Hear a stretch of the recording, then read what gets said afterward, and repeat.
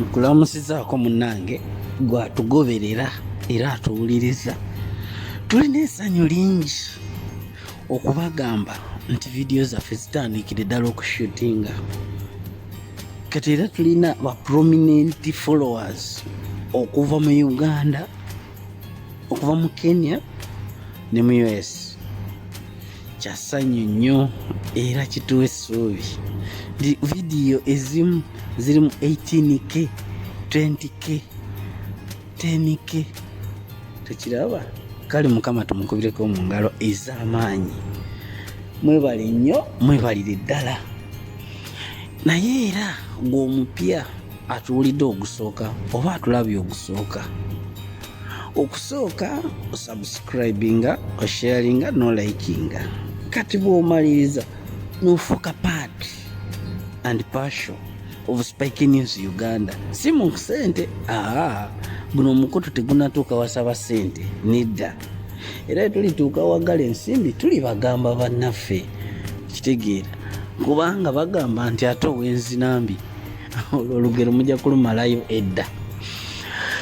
Kaakati mu kiseera kino twagala abantu abakuritisayizinga, abalaba ensobi ne bajja mu kabokisi natugamba nedda kino kyandibadde bwe kiti. Abawabula abagamba nti oba kino kyabuzeemu kyetaaga kiti. Ekitegeera ebyo kati bye tusinga okwetaaga.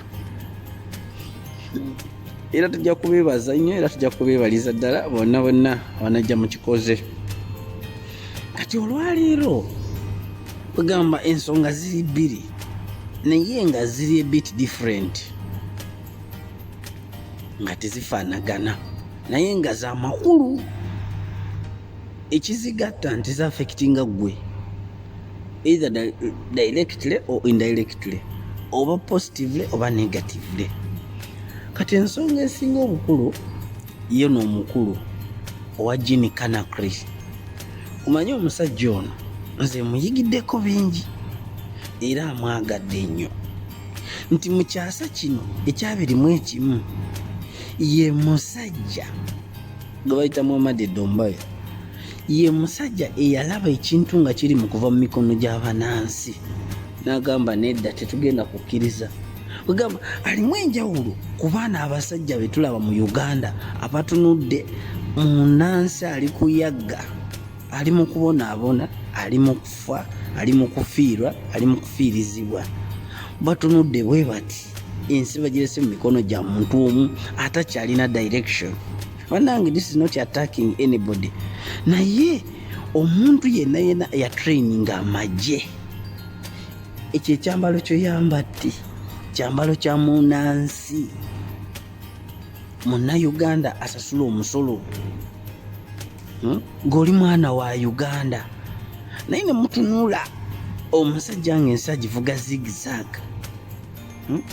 Ne babba essente y'omuyi w'omusolo mulaba. Kyokka gwe musirikale oli awo otunudde essente bakuwa basaamambiro omusaala ofuna n'obutafuna. Laba abasawo nabo bali kwekalakasa.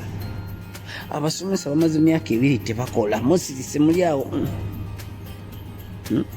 Emisolo gifuuse emisolo. Teri anyega, teri ayamba. Mamady Doumbouya bwe yalaba nga kituusaawo n'agamba nedda. Omusirikale yenna buli lwalaba nga ensi evudde mu mikono gy'abantu akwata constitution n'agiddiza banansi. Constitution eba y'abanansi tebangako ya muntu omu. Ate gwe omusirikale ekyakutrainingisa simanyi oba mu professional code and ethics z'amagye bakutraininga kuwulira muntu omu. Kubanga kwegamba you protect one person. Sinali manyi nti omusirikale otrainingibwa ku protectinga sovereignty ey'ensi yo. Naye ne musirika ne mulaba ekintu bwe kityo ne musirika kikyo. Kati omusajja ono wulira nno byaleese ebipya. Omusajja nja kubasomeranga mu Luganda ne mu Luzungu. Iggulire lino nalirabye ku DW TV Africa. Eyo ndowooza mugimanyi eri France. Guinea's leader Mamady Doumbouya said his country can solve its own problems just days after the ECOWAS grouping of West African states hardened its stance against Conakry. Okiwulidde kati kanjize mu lunavuddu bagambye nti omukulembeze wa Guinea Mamady Doumbouya yayogedde n'agamba era n'agumizanga agamba nti Conakry Guinea ng'ensi ebizibu byayo ebyesobolera era ejja kubisolovinga. Kino kyaddiridde bano aba ECOWAS abo be muwulira aba regional grouping nga wulira mu West African Community nga bali awo bamuteekako sanction bamusaako envumbo. Okitegeera yagambye nedda ne mukola mutya ne muleeta envumbo ffe ebizibu byaffe tubyesobolera. Kwegamba kifaanaganako nga East African Community ey'omujja ensanvu eyagenda neteeka ku Amini envumbo nga Amini awambye Obote. Amini awamba atya Obote? Obote ensi yali atandise ogivuga zigizaaga nga agifuga nga makage nga bolaba Museveni bwakola. Okitegeera n'atafaayo ku munansi kati bali mu campaign bagabira abantu sente 4,000 ezitagula na sukaali kiro mb'oli mu kugula mulonzi kalulu. God. Mukama twamunyiiza ki? Kale tugende mu maaso. Kakati ono yazimudde ebyo bya ECOWAS yabizimudde. Omanyi abantu bano bagenda ne beekwata ku bantu banakyemalira banaabwe ne batandika okubakumira mu bukulembeze nga tebafuddeyo ku bantu abangi. Kwegamba baddira 10 ne bajjako 0.0001 ne bakiwa byonna bekyetaaga ne baleka abantu abasigaddewo wansi 10 oba 99.99. Okitegeera ne balabirira omuntu omu kati bali wano bali kwono bamukijjanya. Okitegeera naye yagambye nedda ebyaffe tujja byesobolera. Namwagadde nno munnange naawe ate oyinza okuba nga omwagalirayo. Tugende mu maaso. Kale nazzaako ne bagamba nti his comments came after ECOWAS suspended Guinea from the bloc and imposed sanction on individual members and their families following the September 5 coup that deposited President Alpha Konde.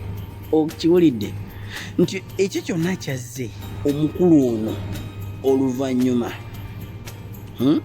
olw'okuwamba obukulembeze kati mbu ECOWAS negende essa envumbo ku bantu abali mu gurupu y'ono abakola naye mu kuwamba. Okiwulidde bwe kyabadde ekyali nga 5 ogw'omwenda bali awo bamusaako envumbo mbo tekyali ki tekyali bali bayamba ki? Abasajja bano babanga bali mu kubakulembeza abo abaliko nga batta abantu bagootanya ebyenfuna kati nga ewaffe Museveni atadde ku nsi n'agiteeka mu lockdown emirundi 2 ebyenfuna by'eggwanga byonna abifukamiza. Mukyala we mwennyini yali esente za COVID abaana ne batasoma. Mukyala we yali esente za COVID radio TV zonna n'azirya muntu omu. Muwala we gwe batuma okugula masiki sente n'azirya. Ono muwala simanyi gwayita Diana Atwine n'alyeza okugema. Kwegamba n'otunula n'ogamba nti kati abantu obateekera ki mu lockdown nga sente gwe mwennyini gwazirya. Kati nze wentunulira abantu nga ECOWAS ne simanyi East African Community mpulira ddala nga ebintu ebyo tebisaana na kubeerawo, saana kugibwawo kubanga the benefit one family. Kati bali kwono bamutulugunya kubanga ali ku kituufu akuta obuyinza ayagala kubuzza mu bantu bano balabanga omugaati gugenda mubamuteekako sanction tezigaana president kukulembera ggwanga. Tugende mu maaso. The country's new leader who was sworn in as interim president last month said he was against the nomination of special envoy as well as the 6 months interframe to hold new elections. Nti omukulu ono yabadde agamba eyali yakalayizibwa ng'omukulembeze w'ekiseera nti ye tagenda kukkiriza ku bino bye mugamba mutulonde gundi no, alina okwetegereza okumanya ani mutuufu ani asaanidde. Kubanga waliwo abantu be bayita emisege nga gyambadde amaliba gaki ag'endiga. Tukkirire kaakati kiŋŋamba munange gwawuliriza oba agoberera, kiki kyobadde oyogera ku ekyo, kiki ogamba ku ekyo? Weereza ekirowoozo kyo wansawo mu kabokisi ku nsonga ya Mamady Doumbouya ne Alpha Konde. Nze naye Doumbouya amutiimu Doumbouya.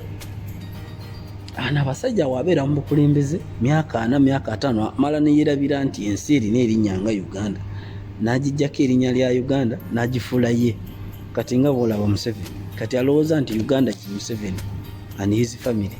Kyova olaba nti addira amasannyalaze n'ajjawo UEB n'ateekawo umeme n'agiwa mutabani we, n'addira National Water and Sewage Corporation n'ajjawo n'agikwasa muwala we. Kati batandika okupromotinga COVID nga bagamba buli omwana abe engalo nga naye biiru z'amazzi tezikka.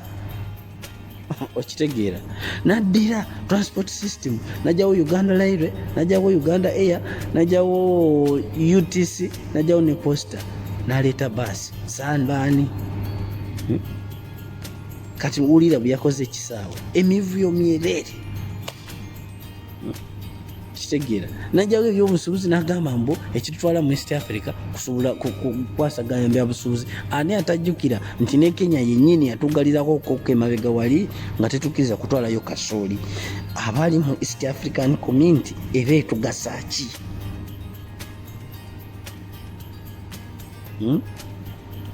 Tuba tufunamu tuba tetufunamu. Kati nno munnange gwe yenna yenna alina amatu wulira bano abasajja bayaayi era ezo group simanyi South African Community, simanyi ECOWAS, simanyi ECOMAGo, byani ebyo sadaka tebiyamba muntu ka group k'ababbi abafere balinga bano abaana. Kati nja kyenkugambye nti tugenda kwogera ku bintu ebiri. Waliwo group endala ey'abaana abafere betugenda okuzzaako. Lindirira mugajja Spike News Uganda, subscribe, share. Spike News nkugambye tujja kuleetanga ensonga ekwetaagisa gwe nga gwe naawe okuteekamuko obwongo bwo naawe n'olowooza n'ogamba wano twetaaga okulongosamu eno Uganda nsi yaffe, si ya muntu omu. Era oyo yenna alowooza nti Uganda nsi ya muntu omu, ensi yennyini ekiseera kijja kutuuka emwegaane. Kubanga era niyo bukyenkya Museveni naafa, Uganda teyimirira, still it will continue. Ekitegeera. So omuntu atuula eyo n'alowooza nti Uganda eyinza okubeera nga eriko kuba ye. Ne gurupu y'ababbi banne tebalina kwerabira. Time will come kintu bakikole ki bakiveemu and people will continue living. So we are Spike News Uganda nga bulijjo.